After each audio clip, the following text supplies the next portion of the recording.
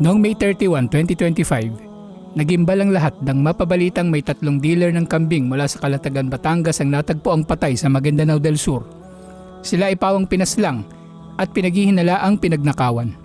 Umalis sila ng kanilang lugar noong May 6 at naiulat na nawawala na noong May 11. Nang natuklasan ang kanilang mga bangkay noong May 31, sila ay nakagapos na parang mga hayop, nakapiring ang mga mata, binaril at inilibing sa mababaw na libingan.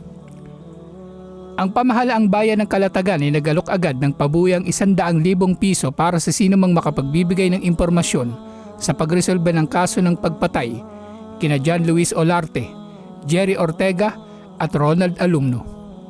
Sinong matinong tao ang gagawa nito? Sa pag-iimbestiga ng otoridad, napag-alaman na ang mga nambiktima sa kanila ay hindi pangkaraniwang mga kriminal, holdupper o mamamatay tao. Sila ay biktima ng natitirang mga galamay ng kilabot na Dawla Islamiyya, ang Hassan Group. Bukod sa grupong ito ay may iba pang kilala mga grupo tulad ng Magid Group at ang Mauti Group na sumakop sa Marawi noong 2017. Siyempre, nariyan din ang mga paksyon ng Abu Sayyaf at iba pang mga tulisang grupo. Noong June 23, 2025, napatay sa engkwentro sa Mama Sapano ang 2 kasapi ng teroristang grupo na ito, sina Tahir Salim Suwaib at Bin Laden Adi Kamid, na nakilalang may direktang kinalaman sa pagkamatay ng 3 inosenteng biktima. Naaresto rin sina Junjun Kayogen Leosen at Rasul Mendoza Kariman, habang ang iba pa ay nakatakas. Sa pahayag ng mga otoridad, bukod sa pagpatay nila sa mga dealer ng kambing, ay involved din ng grupong ito, ang Hassan Group, sa iba pang mga gawaing tulisan. At noong December 7, 2025, ang mismong pinuno naman ng Hassan Group na si Muhammad Osman Sulaiman ang napatay. Bilang mga Muslim, tunay na kamuhi-muhi ang mga pagpatay na ito sa mga inosente at hindi natin marapat na ikatuwa o kilalanin bilang tagumpay ng mga Muslim sa mga hindi Muslim.